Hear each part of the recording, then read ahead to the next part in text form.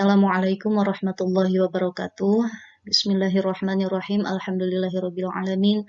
Wa bihi nasta'inu ala umuri dunya waddin. Wassalatu wassalamu ala asyrafil anbiya'i wal mursalin sayyidina wa maulana Muhammadin wa ala alihi wa ashabihi wa tabi'ina ajma'in. Amma ba'du.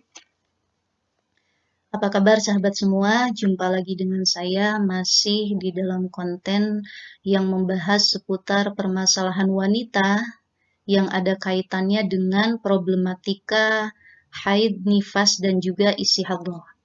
Sebagaimana ulasan yang saya share di video sebelumnya, bahwa untuk video kali ini kita akan masuk ke dalam pembahasan tentang gambaran-gambaran ya atau pembagian mustahadhah fil haid, yakni wanita-wanita yang mengalami istihadhah di dalam haidnya. Nah, pertama-tama yang ingin saya ingatkan, kenapa di sini wanita penting untuk mengetahui gambaran-gambaran istihadhah di sini, supaya kita tidak keliru dalam menghitung mana masa haid dan juga mana masa istihadhah. Sebab ditakutkan begini, misal ada seorang wanita mengeluarkan darah, dia kira itu darah haid.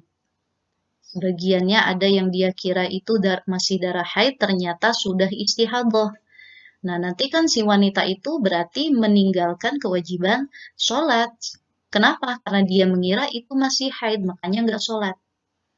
Atau sebaliknya, ada wanita yang mengeluarkan darah, dia kira itu istihadhah. Padahal ternyata itu masuk hukum haid. Nah, berarti si wanita itu akan melakukan sholat dalam keadaan haid.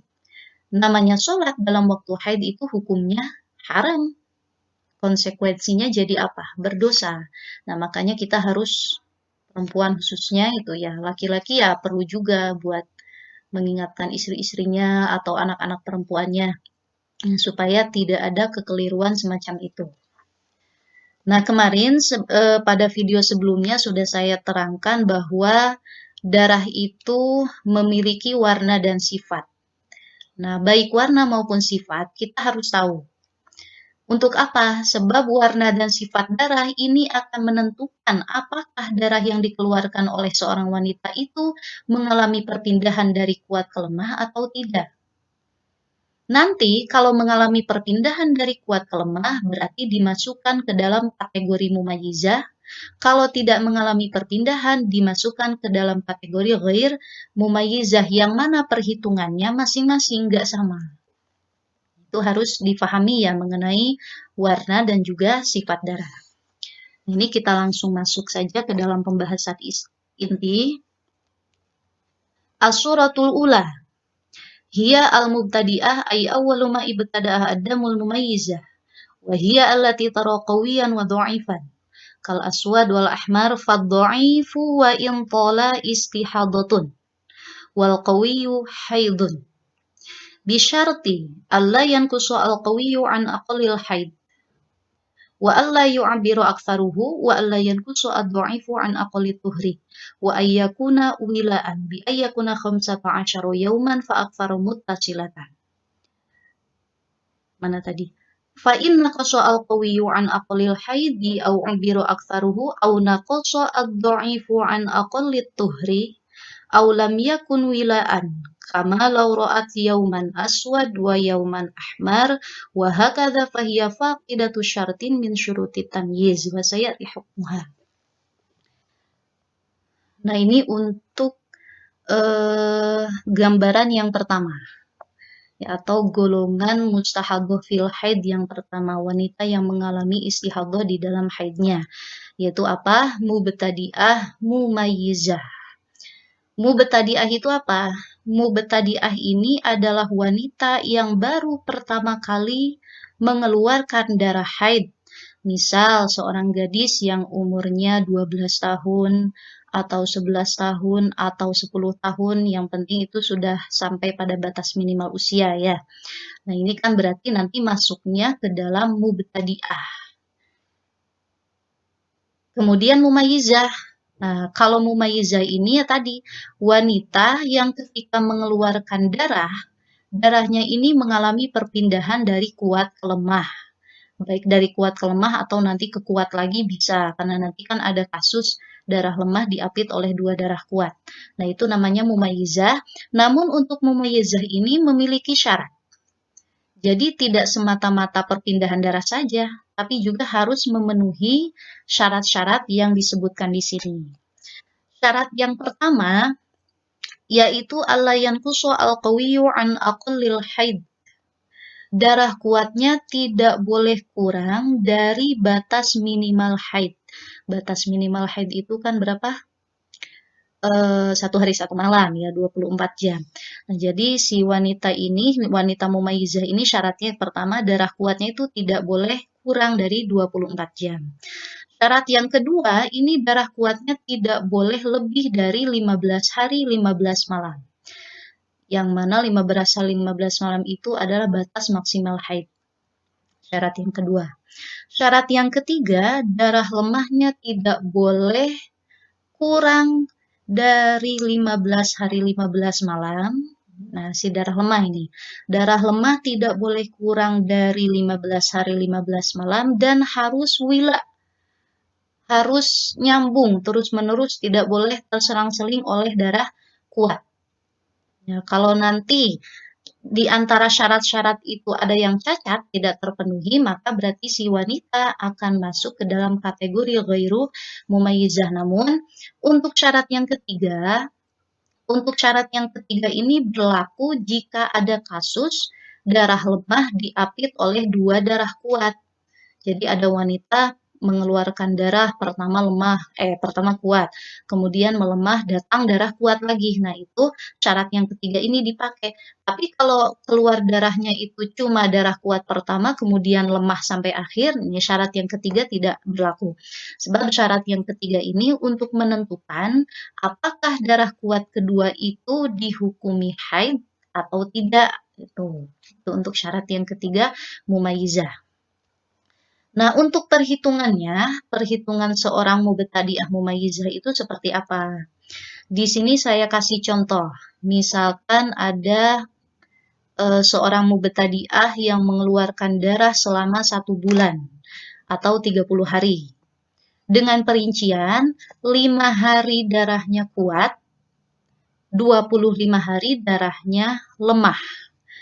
5 hari misalkan warnanya itu kehitaman, 25 hari warnanya merah-merah biasa. Berarti kan 5 hari kuat, kemudian 25 hari itu lemah. Nah, maka ini yang dihukumi haid itu hanya darah kuatnya saja yang 5 hari. Sedangkan yang 25 hari itu semuanya sampai akhir dihukumi istihadah. Nah, namun untuk mandi jinabatnya, mandi judumnya itu nanti menunggu dulu sampai sempurna 15 hari, 15 malam. Kenapa? Ya karena kan si mubtadiah itu gak bakalan tahu ya dia itu ngeluarin darahnya apakah nanti kurang dari 15 hari ataukah pas 15 hari ataukah lebih, kan tidak tahu. Jadi tetap untuk mandinya menunggu dulu sampai 15 hari. Berarti nanti si mubtadiah ini harus mengqadai sholat selama berapa? 10 hari. Itu kan pasti nanti nggak sholatnya 15 hari. Nah, sedangkan yang dihukumi haid itu cuma 5 hari. Berarti yang 10 hari ini dihukumi istihadah, nah sholatnya harus diqadha sebab dulu pasti ditinggalkan. Itu untuk perhitungan seorang mubtadi'ah mumayyizah. Atau mau pakai contoh yang lain boleh, misalkan ada seorang mubtadi'ah mengeluarkan darah 20 hari. 10 hari kuat, 10 harinya lemah. Maka nanti yang dihukumi haid itu cuma 10 hari pertama yang darahnya kuat, sedangkan 10 hari kedua yang darahnya lemah itu dihukumi istihadah. Nah, kemudian di sini, nah ini ada contoh. Contoh darah lemah yang diapit oleh dua darah kuat. Misalkan di sini ada seorang perempuan yang mengeluarkan darah selama 26 hari. 26 hari ini dengan perincian, 3 hari pertama darahnya kuat, 16 hari di tengah-tengah darahnya lemah, 7 hari terakhir darahnya ini kembali kuat. Nah, 3 hari kuat, 16 hari lemah, 7 hari kuat. Nah, maka di sini yang dihukumi haid itu ialah darah kuat pertama dan juga darah kuat yang kedua. Berarti nanti haidnya itu berapa? 3 hari sama 7 hari. 10 hari. Sedangkan yang 16 hari di tengah-tengah darah lemah ini dihukumi istihadah sebagai pemisah antara haid yang pertama atau darah kuat yang pertama juga darah kuat yang kedua. Nah, ini kan masuk syarat yang ketiga tadi kan ya. Syarat yang ketiga tadi itu kan darah lemah itu tidak boleh kurang dari 15 hari 15 malam. Nah, ini sudah sesuai syarat. Darah lemahnya itu 16 hari, ya bahkan lebih dari 15 hari. Maka bisa nanti darah kuat yang kedua juga dihukumi haid. Jadi yang pertama, yang kedua itu sama-sama dihukumi haid. Nah, terus ini misalkan ada lagi contoh. Nah, kalau ini contoh di mana darah lemah yang tengah-tengahnya itu kurang dari 15 hari. Contohnya mana? Misalkan ada perempuan mubtadi'ah. Sekali lagi ini untuk mubtadi'ah ya. Perempuan mubtadi'ah mengeluarkan darah selama 24 hari. Dengan perincian 8 hari pertama darahnya kuat, 8 hari tengah-tengah darahnya itu lemah, 8 hari terakhir darahnya kembali kuat. 8 hari kuat, 8 hari lemah, 8 hari kuat. Nah, ini yang dihukumi haid itu cuma darah kuat yang pertama. Cuma 8 hari. Yang dihukumi haid itu cuma 8 hari.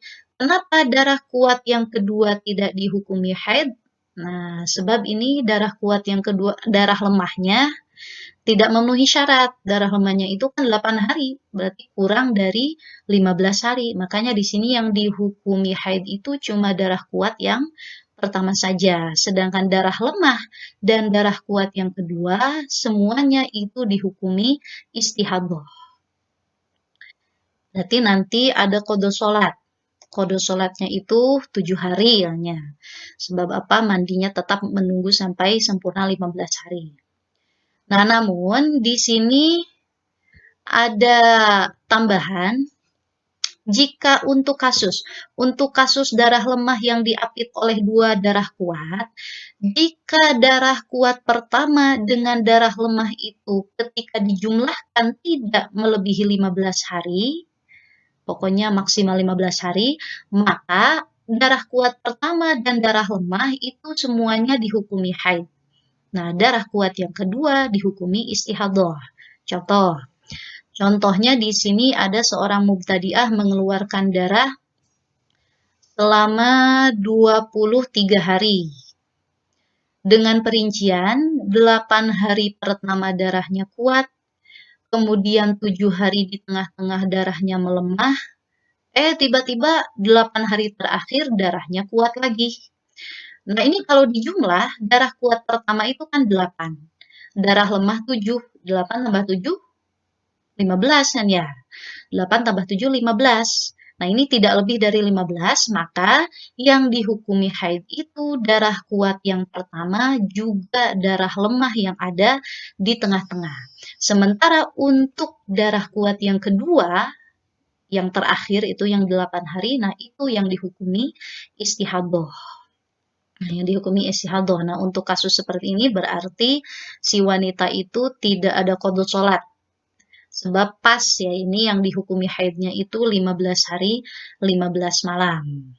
Itu untuk contoh-contoh kasus pada wanita mubtadi'ah mumayyizah.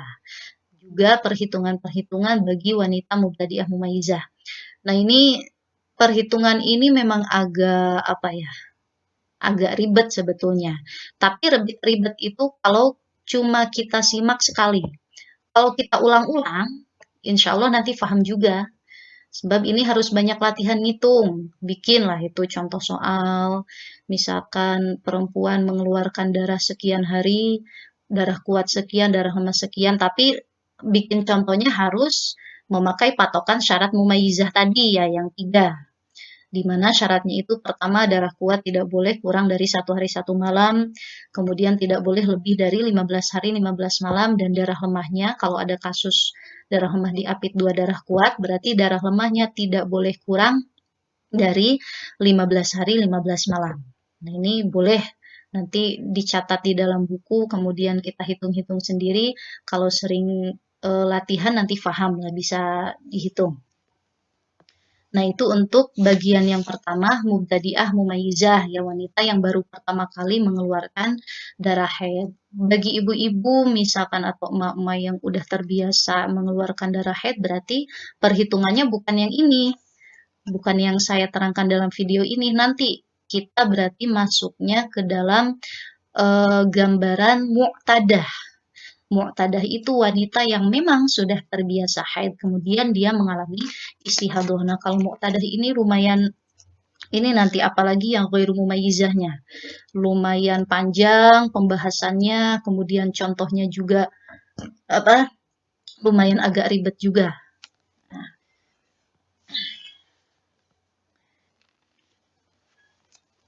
Jadi untuk pembahasan kali ini saya cukupkan sampai di sini dulu. Sekali lagi ini untuk pembahas baru golongan yang pertama. Ya, baru gambaran pertama bagi mustahadhah fil haid. Berarti sisanya masih ada 6 golongan lagi. Masih ada 6 golongan. Nah, yang pertama mubtadi'ah mumayyizah, yang kedua itu nanti ada mubtadi'ah ghairu mumayyizah. Yang ketiga itu mu'tadah mumayyizah, yang keempat mu'tadah ghairu mumayyizah. Mu'tadah ghairu mumayyizah dzakirah li'adatiha qadran wa waqtan, itu yang keempat. Kemudian yang kelima nanti ada mu'tadah mumayyizah nasiyah li'adati mu'tadah ghairu mumayyizah nasiyah li'adatiha qadran wa waqtan. Yang keenam nanti ada mu'tadah ghairu mumayyizah dzakirah li'adatiha qadran la waqtan. Yang terakhir ada mu'tadah ghairu mumayyizah dzakirah li'adatiha waqtan la qadron. Nah, banyak ya. Banyak ini golongan mustahadhah fil haid. Nah, kita ini masuk ke dalam golongan mana nanti kalau disimak pembahasannya sampai akhir, insya Allah ketemu sendiri ya kita ini masuk ke dalam golongan mana. Namun dengan catatan pembahasan ini khusus bagi perempuan yang mengeluarkan darah lebih dari 15 hari. Kalau mengeluarkan darahnya tidak sampai 15 hari atau pas 15 hari, tidak berlaku perhitungan ini. Nanti beda lagi itu ya. Bisa jadi semuanya nanti masuk dalam haid.